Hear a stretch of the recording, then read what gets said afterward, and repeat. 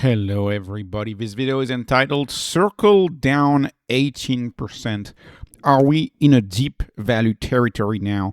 The OUSD fear the announcement of a launch of a new stablecoin to be called OpenUSD or OUSD, to be spelled I think with a small O, may be launched towards the end of the year. We don't have a specific date, but it seems like many large firms, well-known firms, 140 firms, are getting together in order to launch a stable coin that is to be named OpenUSD, and they'll launch it on Solana. They'll launch it on a few Ethereum layer 2s, all of that sort of stuff. So anyways, good for them. They're launching a stablecoin. Good, good for BlackRock. Good that we have competition coming. Is competition validation? I think so. Competition is validation that the thesis behind investing in Circle is a big deal, and that is going to be a very, very, very big market.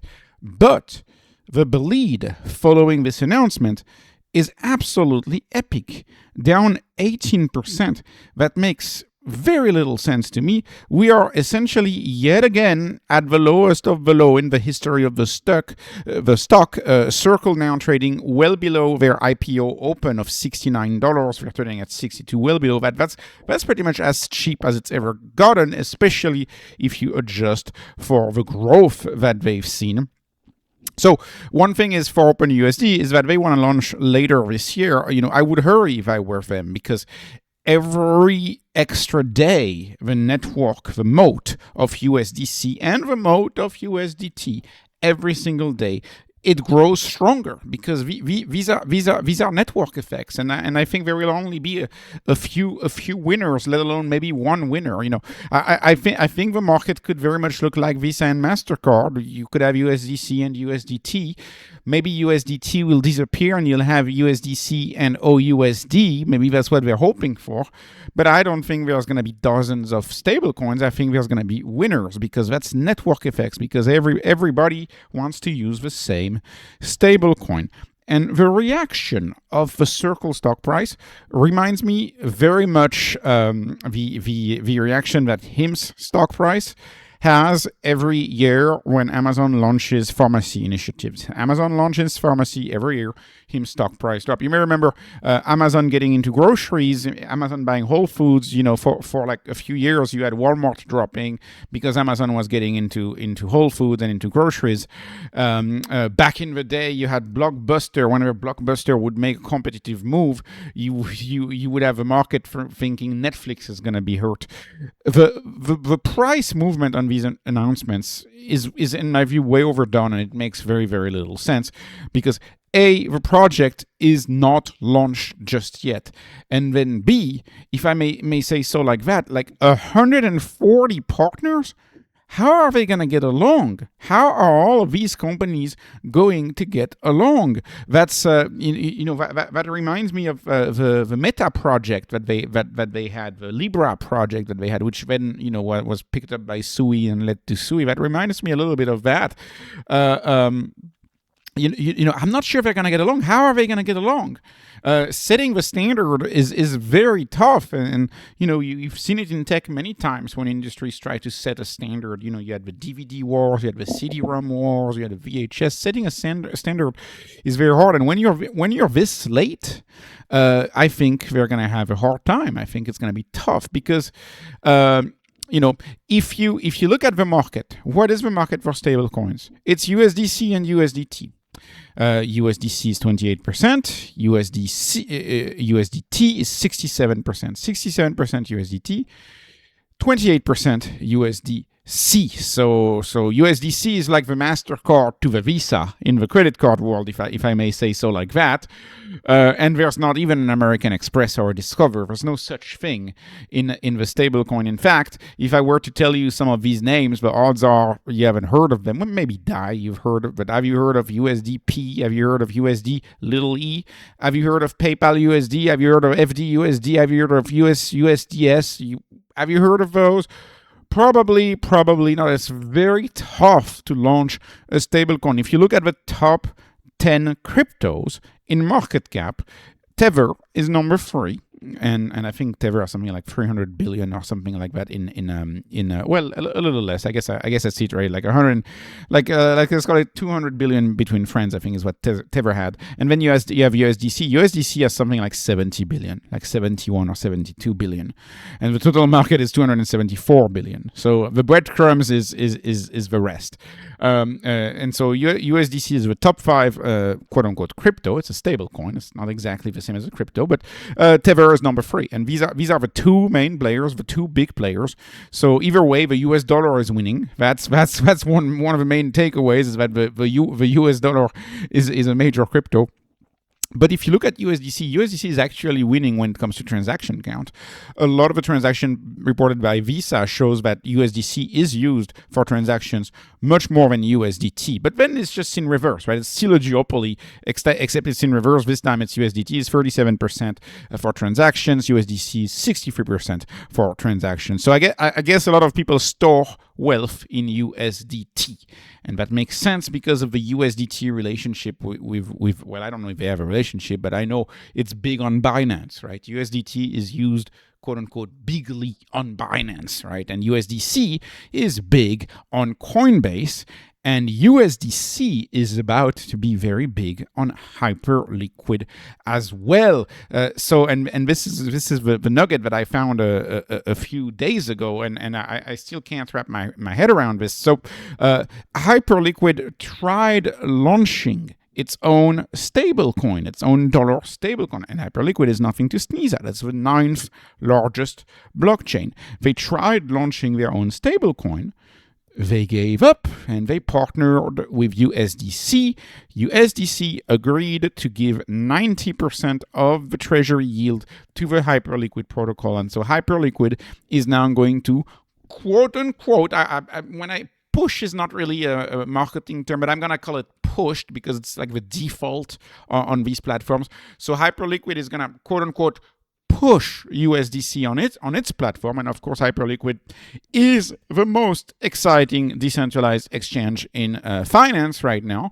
And Hyperliquid is competing against centralized exchanges, the biggest of which is Binance, which uses USDT, and the second biggest of which is Coinbase, which uses USDC. So USDC has Coinbase and has Hyperliquid. And keep in mind, stablecoins are very important on exchanges because they are the other side of a trade. They are the other side of a trade, right? They are the denominator of a trade, and so it's important that these coins are on these exchanges. So USDT is largely this big because Binance is this big. So anyways, and I also want to make this point. A lot of people are getting excited about this new partnership and saying, hey, look, they have Coinbase.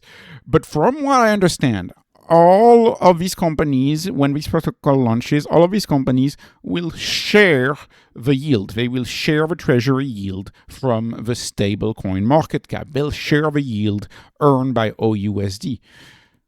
Why would Coinbase do that?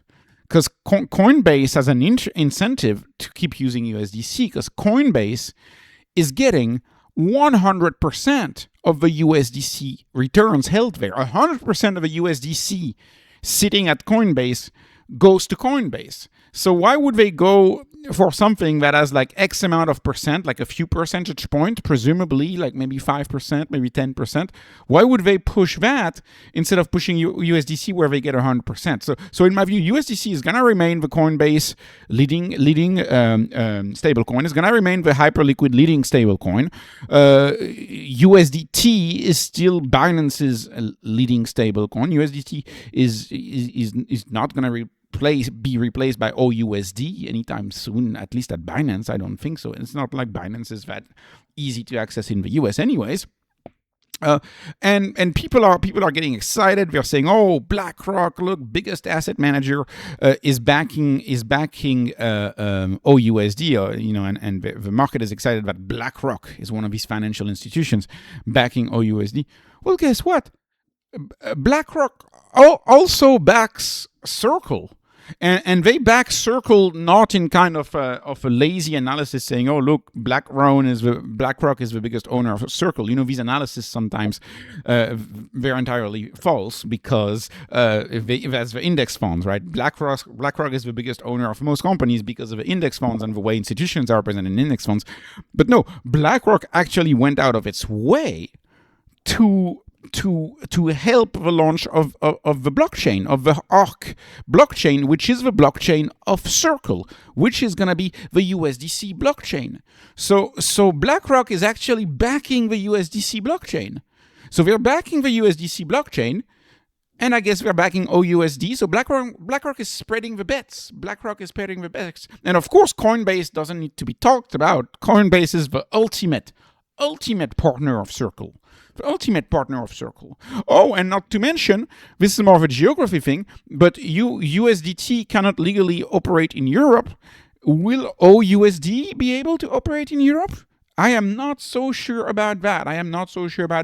And the market's also forgetting that Circle is a bigger story. So not only do they have their own blockchain that they're working on, I'll get to that in a second, but they also have treasury yields on chain. Growth, 400, I guess 300% growth year over year, 300% growth.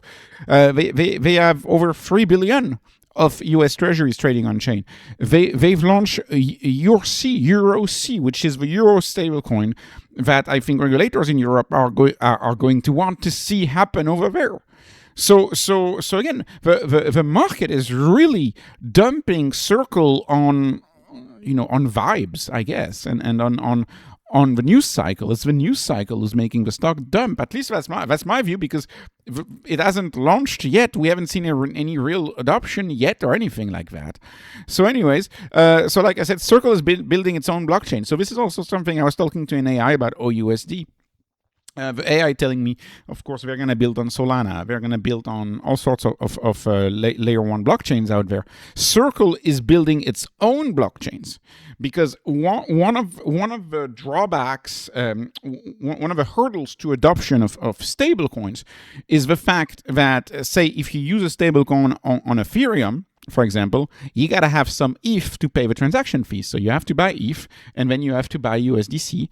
And then every time you transact with USDC, you actually have to use 2 tokens, a little bit of ETH to pay the fees, and then you have USDC transfer.